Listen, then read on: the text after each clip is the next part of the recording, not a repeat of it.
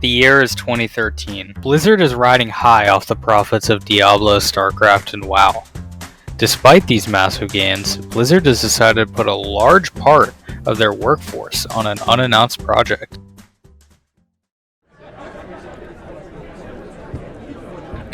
Attention everyone. After 5 long years, I think we finally developed a perfect idea for our new game. This game, with its stellar first-person shooter gameplay and team-based dynamic, will undoubtedly be a massive success for both this company and the entirety of the gaming landscape. Allow me to introduce you to Titan. Alright, that wasn't the reaction I was looking for, but you guys will love it when you hear our idea. Titan is set on a futuristic Earth ruled over by 3 factions fighting a brutal conflict. Despite this, most of the time, you'll just be doing mundane jobs like entrepreneurship, or, wait for it, meat cutting. But, here's the amazing thing, right?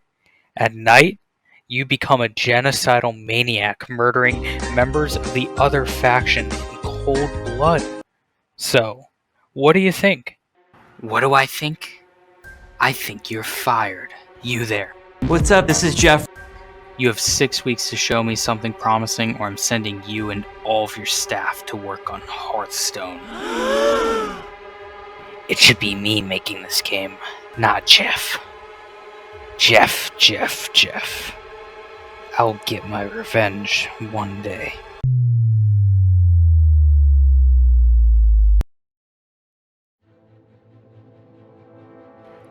During the first 4 weeks of the deadline given by Activision Blizzard CEO Bobby Kotick, the development team worked under the belief that their project would still be an MMO. It was during this brainstorming session for this new MMO that the idea of Overwatch was born. When looking back at what they believed was successful in Titan, the developers determined they had succeeded the most in the PvP mode.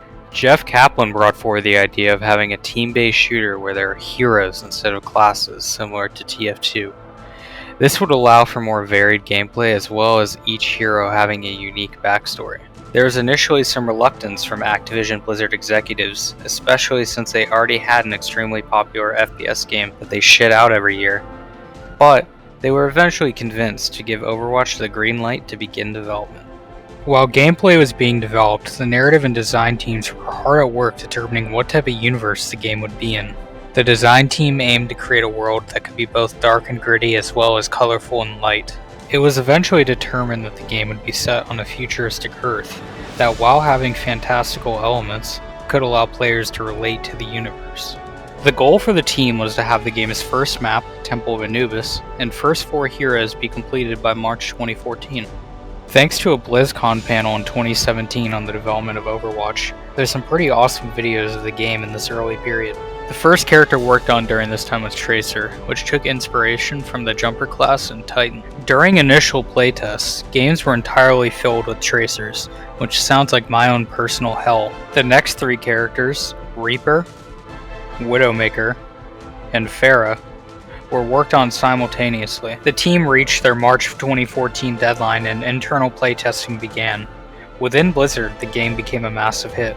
After this deadline had passed, a new one was introduced. The goal for the team shifted to having 3 playable maps and 12 heroes in time to be on the BlizzCon show floor by the November 2014 deadline. The 2 maps added during this time were Hanamura and King's Row. The 8 heroes developed during this time were Reinhardt, Mercy, Torbjorn, Hanzo, Winston, Zenyatta, Bastion, Symmetra, and Genji. During this time, the story of the world the game was in was being developed as well. The central plot of Overwatch is, well, Overwatch. Overwatch was a group of extraordinary individuals who protected the world from a robot rebellion. For years, Overwatch helped keep the peace as well as create new scientific developments. Eventually, however, Overwatch was forced to shut down due to a major controversy. But with the robots, called Omnics, back on the rise, Both former Overwatch members and fresh faces are answering the call once again. Overwatch was presented to the world live on November 7th at BlizzCon 2014. The presentation began with a cinematic trailer that instantly made viewers fall in love with the universe. After this, a gameplay trailer was revealed that showed the characters and maps worked on up to that point. The reaction to this reveal was crazy to say the least.